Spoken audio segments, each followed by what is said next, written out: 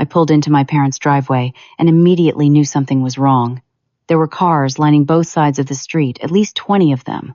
This was supposed to be a small family dinner to celebrate my bonus. As I approached the front door, I heard laughter and music spilling out. When I stepped inside, my stomach dropped. 66 people filled our family home, and a massive banner hung across the living room wall. "Welcome, baby!" My mother rushed over, champagne in hand, her smile wide. "Surprise! We spent your bonus on family joy," she announced proudly. I stayed perfectly still, my face a mask of calm, while inside I was screaming. "Noted," I replied quietly. That night, I logged in, froze their accounts, reversed 12 transactions, and withdrew the entire $18,500 bonus. By morning, something about the property had changed dramatically. Their accounts locked. 3 weeks earlier, I was sitting in my boss Janet's office, reviewing quarterly projections. I'd been working 60-hour weeks for months, leading the financial team through a complex merger that saved the company millions. My eyes were burning from staring at spreadsheets, and my back ached from hunching over my laptop day and night. "Candace, I want to thank you personally for your work on the Patterson merger," Janet said, sliding an envelope across her desk. "The board was impressed with your analysis. This is a token of our appreciation." I opened the envelope, expecting the usual thank you card. Instead, I found a bonus check for $18,500. I nearly dropped it in shock. This is unexpected," I stammered, trying to maintain professional composure while my heart raced. Janet smiled. "You earned every penny. The merger wouldn't have happened without your financial models."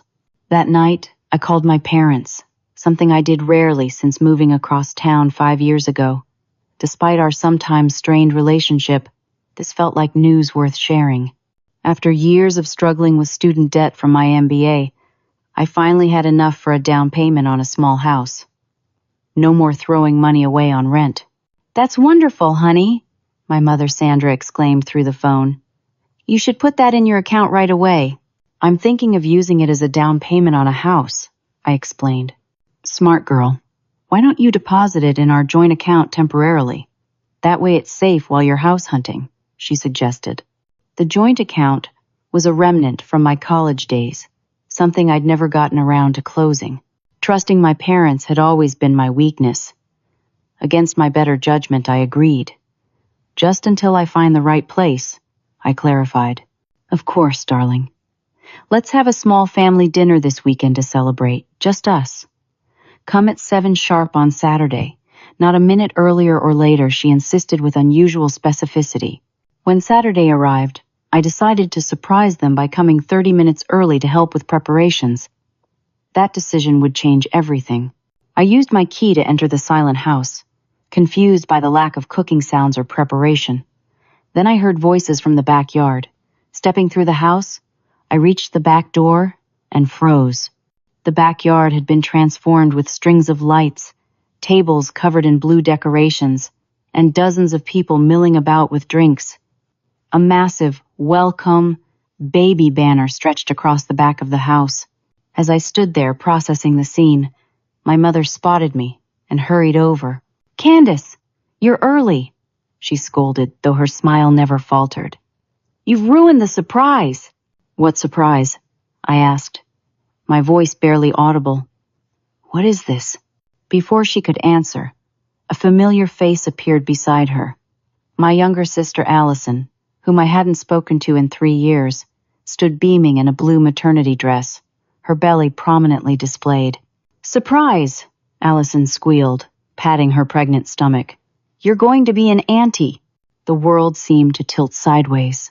Allison and I had been estranged since I found her in bed with my fiancé Tyler 3 years ago, a week before our wedding. The betrayal had shattered me, leaving wounds that had barely begun to heal.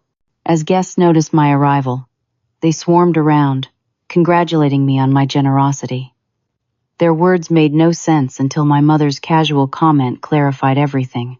"We spent your bonus on family joy," she announced proudly, gesturing to the elaborate party. "Isn't this wonderful?" Your sister needed this celebration. The pieces clicked into horrifying place.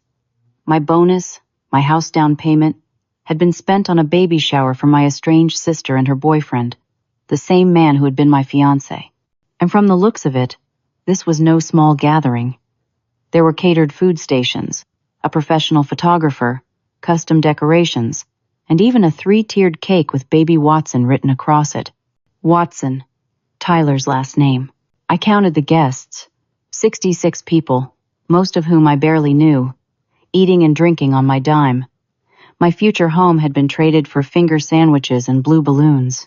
And there, across the yard, stood Tyler himself, holding court with a group of his friends. 3 years had passed, but the sight of him still made my stomach clench. He hadn't noticed me yet, too engrossed in whatever story he was telling that had his audience laughing. Where did you get the idea that you could spend my bonus? I asked my mother quietly, fighting to keep my voice steady. Sandra waved dismissively. Family helps family. Your sister needs support right now. Besides, you've always been the responsible one with a good job. You can save up again. Just then, a relative I barely recognized approached. Such a generous gift for your sister, Candace. Everyone's talking about how you funded this whole beautiful shower. My mother beamed while I stood speechless. It appeared that not only had my bonus been spent without my consent, but I was being portrayed as the willing benefactor of this celebration. Noted, I replied, the only word I could manage without screaming. For the next hour, I moved through the party like a ghost, accepting congratulations for my generosity while trying to process what was happening. Every smile felt like a grimace, every thank you like swallowing glass. I watched $18,500, my future, being consumed in finger foods, decorations, and gifts for the sister who had betrayed me. In the kitchen, I finally cornered my mother as she arranged another platter of appetizers. How could you do this without asking me? I demanded, keeping my voice low to avoid creating a scene. Sandra looked genuinely confused by my anger. Why are you being so selfish? It's just money. Allison is having a baby. Your niece or nephew. Family comes first. My bonus was for a house down payment, I explained, trying to make her understand. I worked months of overtime for that money. Oh, please, she scoffed. You've always been so dramatic about your job. Pushing papers isn't exactly saving lives. Her dismissal of my career, I was a senior financial analyst who had just orchestrated a multi-million-dollar merger, was nothing new. My achievements had always been minimized, while Allison's smallest accomplishments were celebrated lavishly. Where's Dad? I asked, needing to find at least one rational family member. Grilling in the backyard, she replied, already turning her attention back to the party. I found my father George tending the grill, his favorite escape during family gatherings. Surely he would understand the violation. Dad, did you know Mom took my bonus money for this party? I asked without preamble. He focused intently on flipping burgers, not meeting my eyes. Your mother thought it would be a nice gesture. But it wasn't her gesture to make, I insisted. That was my money for a house. He finally looked at me, his expression a mix of guilt and resignation. I told her she should have discussed it with you first, but you know how she gets when she has an idea. And with Allison expecting, the realization hit me like a physical blow. You knew, and you didn't warn me or stop her. Candace, he sighed. Sometimes it's easier to just go along with her plans. Besides, family has to stick together. Family. The word kept being wielded like a weapon against me. Somehow, in the twisted logic of my parents, family meant I should accept having my money stolen without complaint. As I turned to leave, I nearly collided with Tyler. Up close, he looked older, with new lines around his eyes, but the same confident smile that had once made me trust him completely. Candace, he said, his voice soft with practiced concern. It's good to see you. I wasn't sure you'd come. I didn't know I was invited, I replied coldly, or that I was funding the event. A flash of something, guilt, confusion. crossed his face. Your mother said you wanted to do this for Allison, as a peace offering. Before I could respond, Allison appeared at his side, her hand possessively on his arm. Candy, she exclaimed, using the childhood nickname I'd always hated. Isn't this amazing? Mom said you insisted on making it special for us. The casual lie stunned me into silence. I mumbled an excuse and retreated to the bathroom, the only private space I could find. Locking the door, I leaned against the sink, trying to breathe through the panic and rage threatening to overwhelm me. Through the bathroom window, I could hear voices from the side of the house. Allison and Tyler, apparently taking a break from their adoring audience. Can you believe Candace's face when she saw everything? Allison's voice carried clearly. She looked like she was going to pass out. Tyler's laugh followed. Your mom is something else. Using her bonus for our shower without telling her? Savage. Mom says Candace is too attached to money anyway. This will be good for her, Allison replied. Besides, she always takes care of her little sister financially. Remember how she paid for my car repairs last year? She didn't even question it when Mom asked. Well, she's certainly taking care of the baby's nursery now. That bonus must have been pretty substantial to cover all this. Mom said it was $18,000 or something. Candy always was the boring, responsible one. While she was studying and working, we were having fun, and now we get to enjoy her money too. It's kind of perfect. Their laughter faded as they moved away, but their words remained, burning into my consciousness. This wasn't just an impulsive decision by my mother. This was a deliberate act by people who saw me as nothing more than a resource to exploit. Years of similar scenarios flashed through my mind.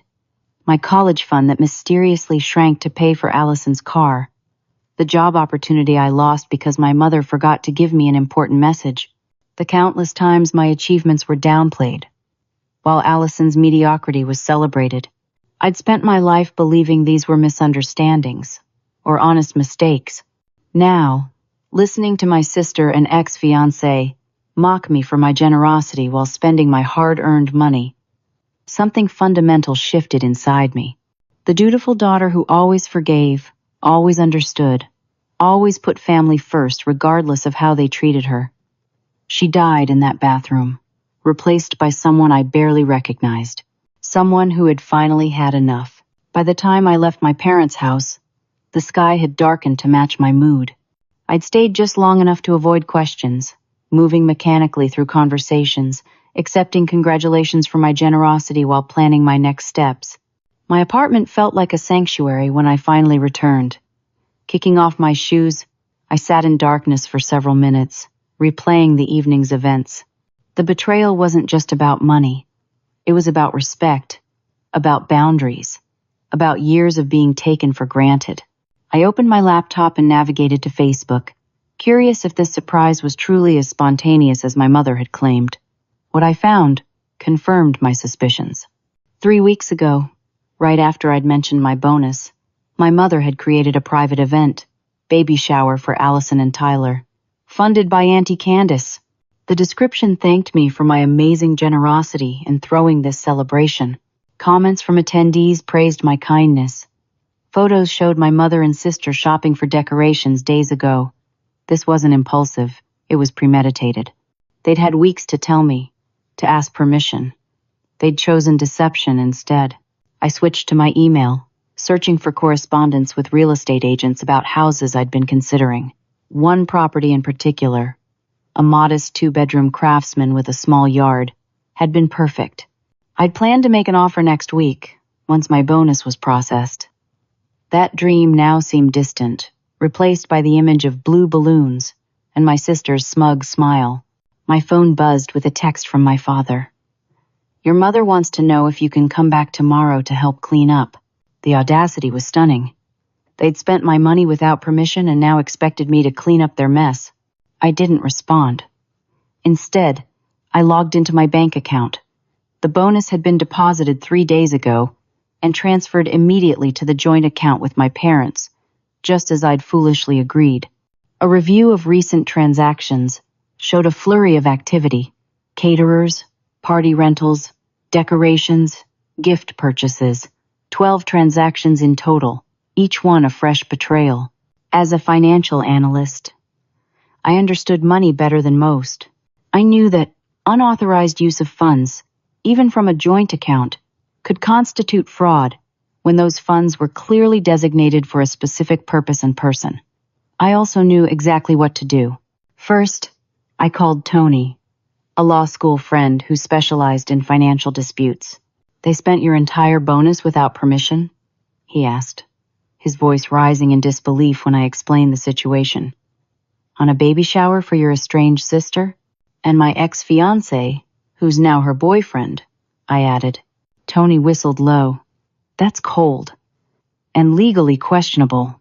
Joint account or not, they knew that money was yours specifically. Do you have any documentation of that? My bonus letter specifies it was awarded to me personally. And I have texts with my mother where I clearly state the money was for a house down payment and only temporarily in the joint account." "That's good. Here's what you should do immediately," Tony advised. Following his instructions, I documented everything: the unauthorized transactions, the Facebook evidence of premeditation, screenshots of texts establishing the money was mine, for a specific purpose. Then I took the most difficult step. I logged into the joint account, froze all activity, and initiated the process to reverse the 12 fraudulent transactions. Finally, I transferred my entire bonus, $18,500, back to my personal account and removed myself from the joint account entirely. By 3 a.m, it was done. I'd reclaimed my money and my power in one decisive move. I knew there would be consequences, but for the first time in my adult life, I wasn't considering my family's feelings above my own. The vendors would soon discover their payments had been reversed, leaving my parents with bills for a party they'd claimed I was funding. Before closing my laptop, I sent a brief email to my boss, Janet, explaining that I might need to deal with a personal financial situation in the coming days. Without sharing details, I noted that my bonus had been temporarily misappropriated, but that I had taken steps to resolve the issue. As dawn broke, I finally fell into exhausted sleep, knowing that when my family awoke, they would discover something fundamental had changed, not just about their access to my money, but about my willingness to be their perpetual safety net. My phone woke me at 7:36 the next morning, vibrating so persistently it nearly fell off the nightstand. 17 missed calls, 12 from my mother, 3 from my father, and 2 from numbers I didn't recognize. 28 text messages, their content escalating from confusion to panic to rage. "What did you do?" "The caterer just called saying their payment was declined." "Fix this immediately. People are calling us about reverse charges." "Answer your phone, Candace. This isn't funny." The final message from my mother read simply, "How could you humiliate us like this, after everything we've done for you?" I silenced my phone and made coffee, taking my time to prepare for the day ahead. By 9, I'd showered, dressed, and reviewed my documentation once more. Then I called Tony. "The fallout has begun," I told him. "They're demanding I reverse what I've done." "Stand your ground," Tony advised. "You're legally in the right. Offer to meet them with me present if they want to discuss this further." At 10, I finally responded to my parents with a single text. The funds were taken without my permission, for a purpose I did not authorize. I've reclaimed what is legally mine. Any further discussion can happen with my attorney present. Minutes later, my phone rang. My father this time. Unlike my mother, he'd always been the reasonable one, the mediator. I answered cautiously. "Candace, you need to understand the position you've put us in," he began, his voice strained. "Vendors are calling, demanding payment. Your mother is beside herself." "I understand completely," I replied calmly. "You spent $18,500 that wasn't yours to spend. Actions have consequences." "It wasn't like that," he protested weakly. "Your mother we thought you wouldn't mind helping your sister. You never asked. And given our history, you knew I would mind." A long pause followed before he sighed heavily. "The truth is, we've been struggling financially for a while now. Your mother's spending, well, It's gotten out of control. We were counting on your generosity. We've always been able to count on you." The admission stunned me. My parents had always projected financial stability, criticizing my cautious approach to money as unnecessary. "So you were planning to take more of my money? Beyond what was already spent on the party?" His silence was answer enough. "Dad, I can't help you this time. This was my house down payment, my future. I worked 60-hour weeks for months to earn that bonus. Family has to come first, Candace," he insisted, falling back on the familiar refrain. "I agree," I replied. "But we seem to have different definitions of family. Mine doesn't include theft." After ending the call, I headed to work, needing the comfort of spreadsheets and logical problems after the emotional chaos. I'd barely settled at my desk when my assistant appeared. "Janet needs to see you immediately," she said, her expression concerned. She said it's about a call she just received. In Janet's office, my boss's usually friendly face was serious. "I just got a very strange call from a woman claiming to be your mother," she began. "She said you're having some kind of breakdown and have stolen family money.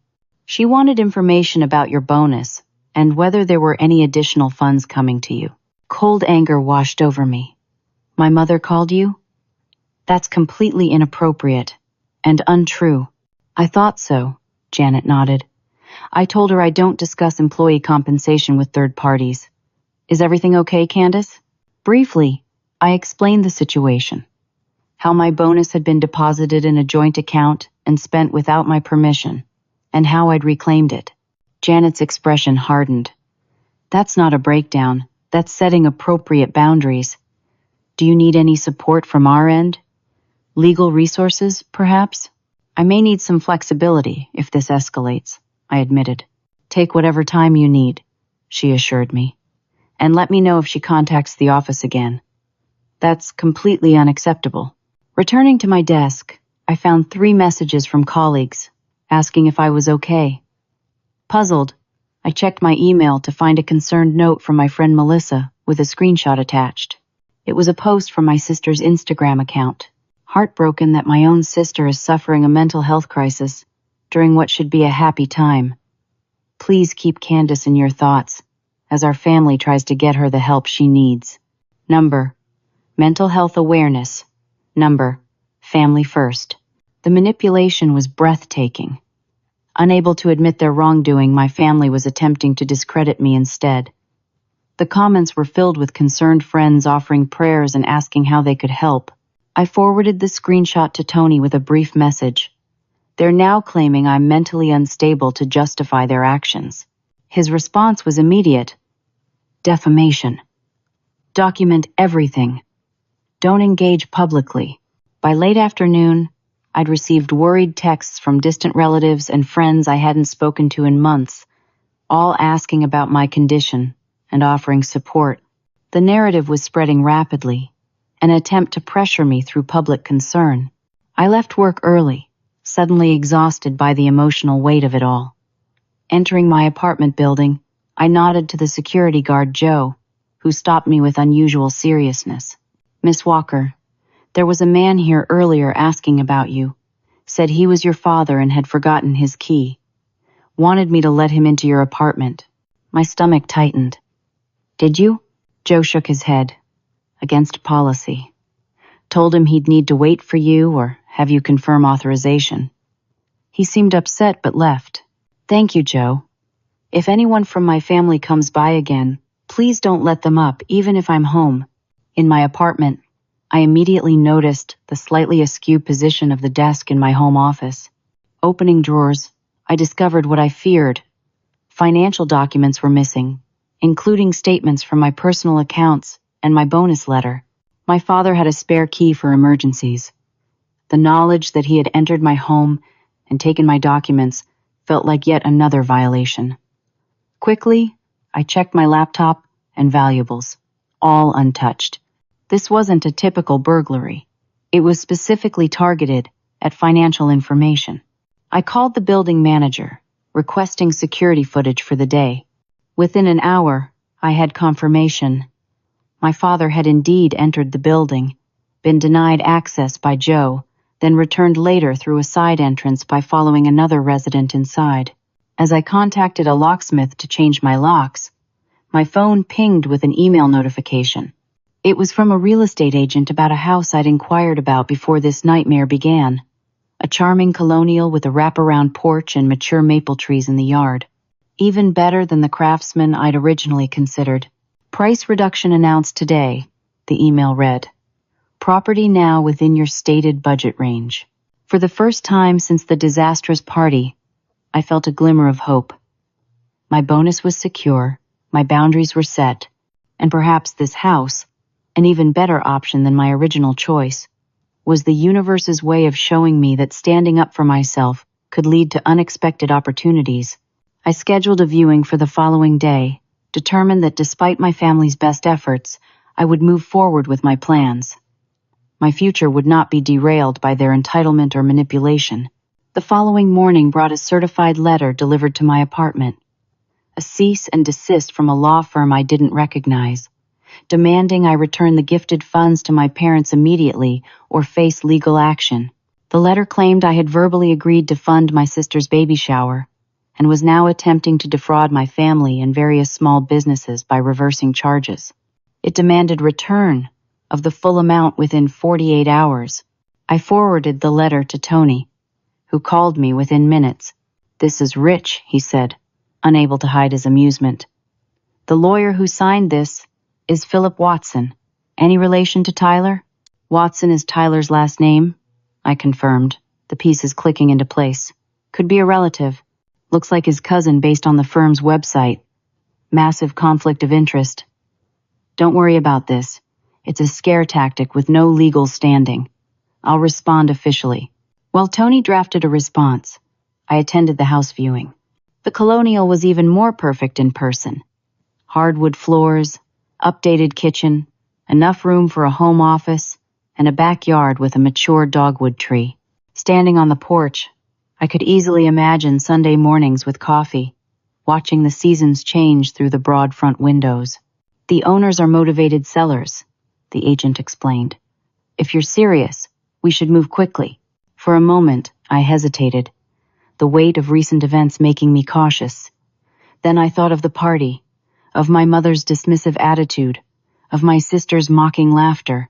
They had nearly stolen this future from me. "I'd like to make an offer," I said firmly, "and I can provide proof of funds today." Back at work, I found Janet waiting by my office. "Your mother called again," she said, her expression grim.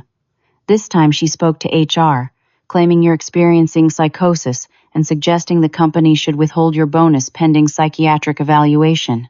The audacity was stunning. What did HR say? They referred her to me, and I shut it down immediately. "But Candace, this is escalating into harassment. Our legal team would like to send her a formal warning." I agreed, grateful for the support, but increasingly concerned about my family's determination to regain control of my finances and my life. That evening, as I prepared dinner, my phone rang with an unfamiliar number. "Miss Walker? This is Dr. Brennan, from Lakeside Behavioral Health. Your family has requested an evaluation appointment for you. They've expressed urgent concerns about recent behavior changes." I gripped the counter to steady myself. My family scheduled a psychiatric evaluation for me without my knowledge or consent? They've initiated the referral process, yes. Given the nature of their concerns, we wanted to reach out directly. "Let me be clear," I said, fighting to keep my voice steady. "I am not experiencing any mental health crisis. I am, however, dealing with family members who attempted to misappropriate my money and are now trying to discredit me because I reclaimed it." After ending the call, I immediately contacted Tony, who was as outraged as I was. "They're getting desperate," he observed. "First defamation, now attempting to force psychiatric intervention. This strengthens our position if we need to pursue legal action against them." The next morning brought news that the sellers had accepted my offer on the house. In the midst of chaos, something was going right. I allowed myself a moment of celebration before heading to work. Arriving at the office, I found an unusual number of employees gathered in the lobby, including Janet and several members of the executive team. Before I could question the gathering, the elevator doors opened to reveal my mother, father, and sister, accompanied by a middle-aged man carrying a medical bag. "There she is," my mother announced loudly. "Our daughter who needs help." The lobby fell silent as all eyes turned to me. This was the family intervention they'd planned. A public humiliation designed to force me back into compliance. "What are you doing here?" I asked, my voice steady despite the adrenaline flooding my system. The man with the medical bag stepped forward. "Candace, I'm Dr. Freeman. Your family is very concerned about your recent behavior. We're here to help you." "She stole money from our joint account," my mother interjected loudly. "She's not thinking clearly." Janet moved to stand beside me.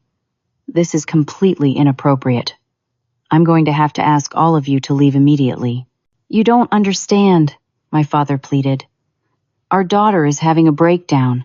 "Actually," came a familiar voice from behind me, "your daughter is the victim of financial fraud and defamation."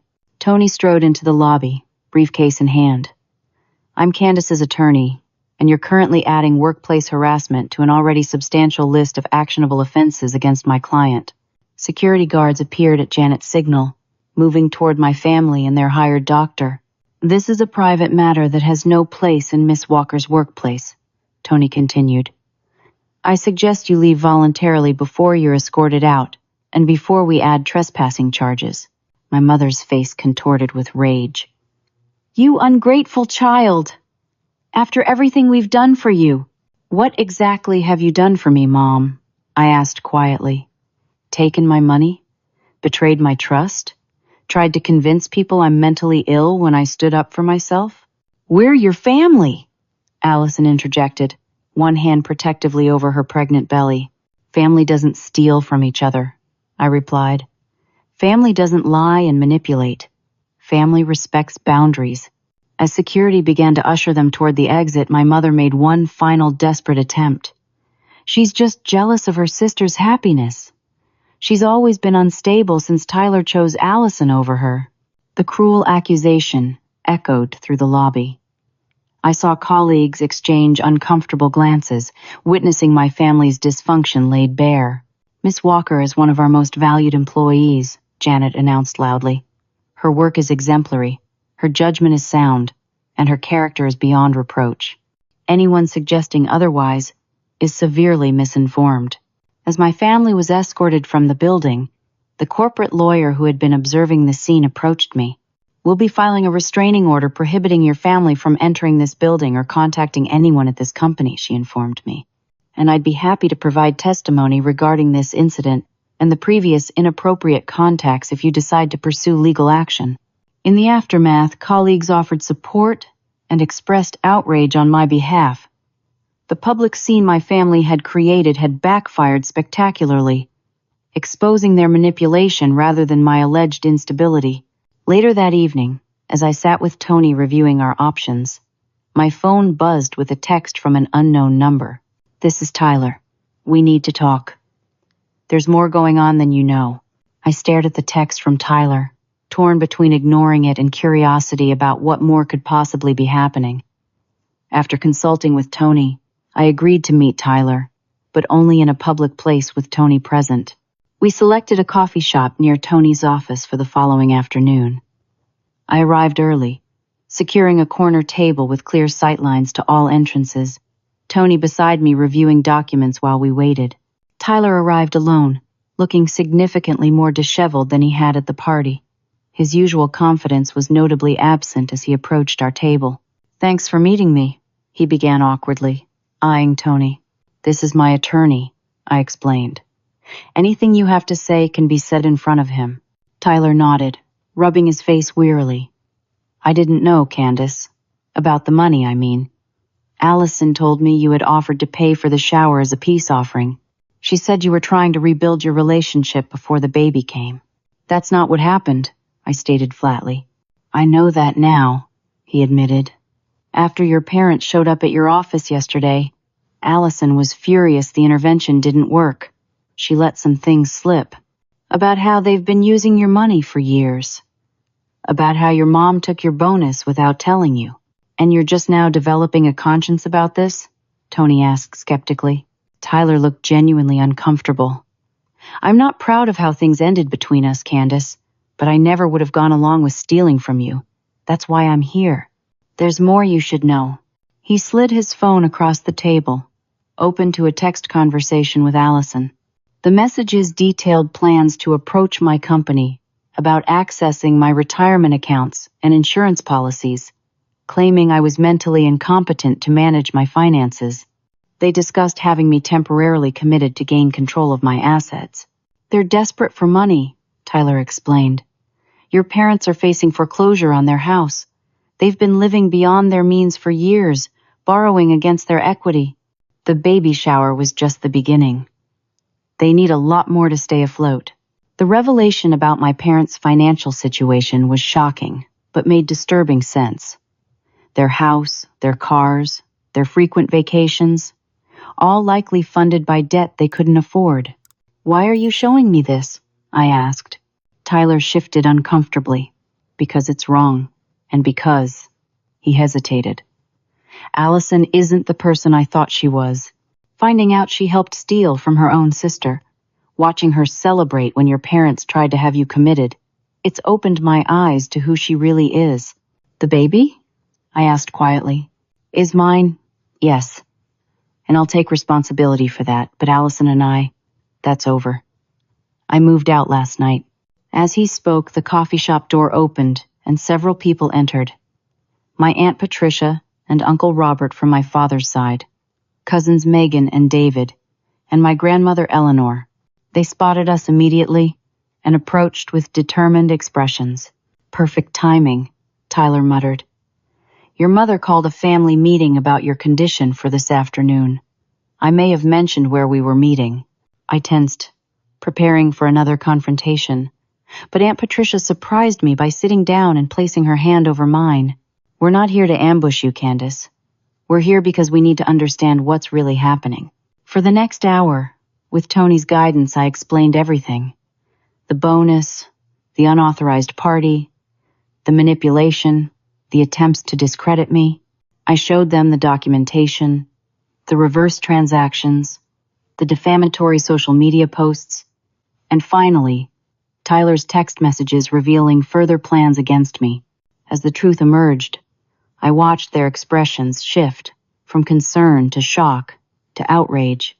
Sandra has always been difficult, Grandmother Eleanor said carefully. But this crosses every line. It's worse than you know, Aunt Patricia added quietly. Candace, your mother approached us last year asking for a loan for Allison's medical expenses. We gave them $8,000. Now I'm wondering if there ever were any medical expenses. She told us you were having financial problems and too proud to ask for help, Uncle Robert revealed. We sent $3,000 to her account for you last Christmas. One by one, family members shared similar stories. Money requested under false pretenses, supposedly for me or Allison, that I'd never seen or benefited from. A pattern of systematic financial exploitation, using family connections and emotional manipulation. We had no idea, Cousin Megan said, visibly upset. We thought we were helping. Sandra has been telling everyone you had a breakdown after a work project failed, Grandmother Eleanor explained, that you became paranoid about money and were making accusations against the family. My project was a success, I clarified. That's why I received the bonus in the first place. As the conversation continued, more family members arrived, having heard about the gathering. The small coffee shop became crowded with relatives, many of whom I hadn't seen in years, all drawn by concern, but increasingly united in outrage as the full picture emerged. Tyler remained quiet throughout, occasionally confirming details or showing relevant messages when asked. His presence was uncomfortable but useful, providing independent verification of my account. Midway through the impromptu family council, the bell above the coffee shop door jingled again. My parents and Allison entered, stopping short at the sight of so many family members gathered around my table. What is this? My mother demanded, her voice shrill. Truth and consequences, Sandra, Grandmother Eleanor replied, rising to her full height despite her 84 years. Something you appear to have avoided for too long. What followed was unlike anything I could have imagined. As my mother attempted to reassert her narrative about my mental state, family members interrupted with their own stories of deception, loans never repaid, money solicited under false pretenses, lies told to drive wedges between family members. Aunt Patricia produced bank statements showing transfers to my parents, labeled for Candace's emergency. Uncle Robert had emails requesting funds for my non-existent medical bills. Cousin David had been told I needed money for car repairs after an accident that never happened. My father stood pale and silent as the evidence mounted, occasionally attempting weak defenses that died on his lips. Allison alternated between tears and accusations, her performance falling flat before an audience now wise to her manipulation. The turning point came when Tyler stood to face Allison directly. "Just stop," he said quietly. "I've shown them our conversations. They know about the plans to have Candace committed, about trying to access her retirement accounts. It's over." "You did what?" Allison gasped, her hand flying to her mouth. "I showed them the truth," he repeated. "I'm not going to be part of this anymore." My mother, seeing her control of the narrative slipping away, resorted to her most dramatic tactics. "After everything I've sacrificed for this family, the ingratitude, the betrayal," her voice rose hysterically as she continued, drawing attention from other coffee shop patrons. "I've only ever wanted what's best for my girls. If Candace would just share her blessings, instead of being so selfish." In her escalating distress, she accidentally revealed more than she intended. "Is it so wrong to need help? We've taken care of this family for years. So what if we borrowed against the house? So what if we used Candace's college fund for other expenses? So what if we needed her bonus to cover the home equity loan payment?" The inadvertent confession silenced the room. My father reached for her arm, trying to quiet her, but she shook him off, too far gone in her righteous indignation to recognize the damage she was doing. "Sandra," Grandmother Eleanor said firmly, "that's enough." "No, you don't understand. We were going to pay it all back once we got access to Candace's retirement funds. It was just temporary." The coffee shop manager appeared, politely but firmly asking us to take our family discussion elsewhere. As we moved to the parking lot, the dynamics had shifted irrevocably. My parents and Allison stood isolated while the extended family gathered protectively around me. "This isn't over," my mother warned as they departed. But her threat sounded hollow, stripped of power by exposure. In the aftermath, arrangements were made. Grandmother Eleanor insisted I stay with her until my house closing, away from potential further confrontations. Aunt Patricia and Uncle Robert promised to help with moving expenses. Cousins offered support and apologized for believing the lies they'd been told about me. As the family dispersed, Tyler approached me one last time. "I know it doesn't make up for anything, but I'm sorry, Candace, for everything." I looked at the man I'd once planned to marry, feeling neither the love of the past nor the burning hatred that had followed his betrayal. There was only a weary acceptance. "Take care of your child," I told him. "Be better than this." He nodded and walked away, leaving me with Tony and the remnants of a family system forever changed by truth. "Well," Tony said, surveying the empty parking lot, "that didn't go how I expected." "Me neither," I admitted. "I thought I was alone in this." "Looks like you have more allies than you knew," he observed. "That's a good foundation for whatever comes next." Whatever came next. For the first time since seeing that welcome baby banner, I felt ready to face it. Not alone, but surrounded by people who valued truth and respect over blind family obligation. 3 months later, I stood in the kitchen of my new home, the colonial with the wraparound porch and maple trees, unpacking dishes with my grandmother Eleanor. "This blue set was your great-grandmother's," she explained, carefully unwrapping each piece from protective newspaper. "She'd be pleased to know they're being used in such a lovely home." Sunlight streamed through the windows, catching on the crystal pendants of the dining room chandelier and casting rainbow prisms across freshly painted walls. The house had officially become mine 2 months earlier, with the bonus serving as exactly what I'd intended, a down payment on my future. The aftermath of the coffee shop confrontation had unfolded in ways both expected and surprising. My parents had initially pursued their legal threats, but their position crumbled when faced with the substantial evidence against them and the withdrawal of family support. The lawyer, Tyler's cousin, had recused himself from the case, citing conflict of interest. No other attorney had been willing to take it on. Financially, my parents faced the consequences of years of mismanagement. The foreclosure proceeded on their house, forcing them to downsize dramatically to a small rental apartment. The public exposure of their manipulation had severed many of the social connections they'd relied on for status and financial advantage. My mother had taken a part-time job at a department store, her first employment in 20 years, while my father increased his hours at the engineering firm where he worked. Allison had given birth to a healthy boy 6 weeks ago. Tyler, true to his word about taking responsibility, was actively co-parenting while maintaining his own separate residence. They were not together, their relationship apparently unable to survive the removal of their united front against me and the loss of financial support from my parents. I maintained strict boundaries with my immediate family. There were no visits, no direct communication, no exceptions. Any necessary information was relayed through Aunt Patricia, who had become an unexpected ally and friend during this transition. The doorbell rang, interrupting my thoughts. "That'll be the others," Grandmother Eleanor said with a smile. Right on time.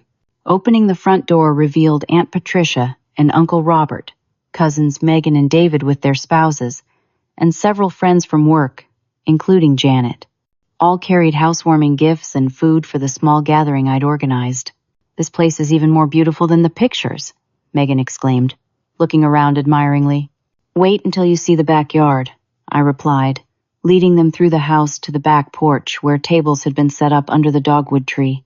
Unlike the lavish, unauthorized party that had started this journey, this gathering was exactly what I wanted: intimate, sincere, with people who had earned their place in my life through respect and genuine care. As everyone settled in with drinks and food, my phone pinged with a notification. A letter had arrived in my secure digital mailbox, a service I'd established for sensitive correspondence after the events with my family. It was from Tyler, which was unusual. Our only communication since the coffee shop had been through the family information relay system. Excusing myself briefly, I stepped into my home office to read it. "Candace," it began, "I've debated writing this for weeks, but you deserve to know. After our son was born, Allison began pressuring me to reconcile with her and your parents. When I refused, she revealed plans they've been discussing to approach other family members for loans using the baby as leverage.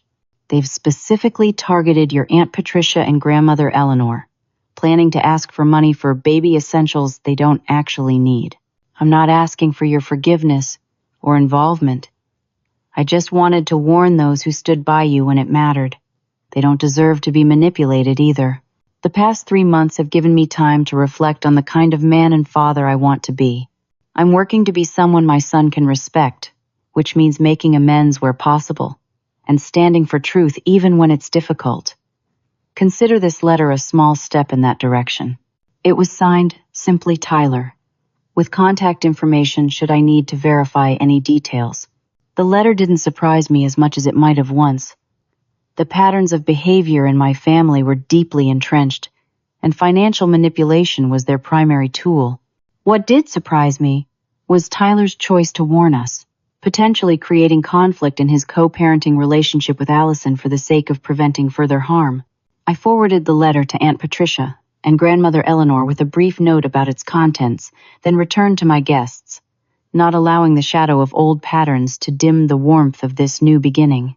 Later, as sunset painted the sky in shades of pink and gold, we gathered on the porch with dessert and coffee. Janet raised her glass in an impromptu toast. "To Candace, who showed us all what courage and self-respect look like. May this house be the foundation for the life you deserve." Glasses clinked as voices echoed "To Candace" around the porch. As conversation flowed around me, I took a moment to reflect on the journey that had led here. The betrayal had been painful, the confrontations exhausting, but they had forced a necessary reckoning, not just with my family, but with my own patterns of enabling and acceptance. I had lost some relationships, yes, but gained clarity about others. I had discovered allies in unexpected places and strength I hadn't known I possessed. Most importantly, I had learned that true family is defined not by blood or obligation, but by respect, honesty, and mutual care. My new home represented more than just property ownership. It was a tangible symbol of boundaries established and maintained, of priorities honored, of a future determined by my own choices rather than others' expectations. The $18,500 bonus had purchased not just a down payment, but a fundamental shift in how I allowed myself to be treated.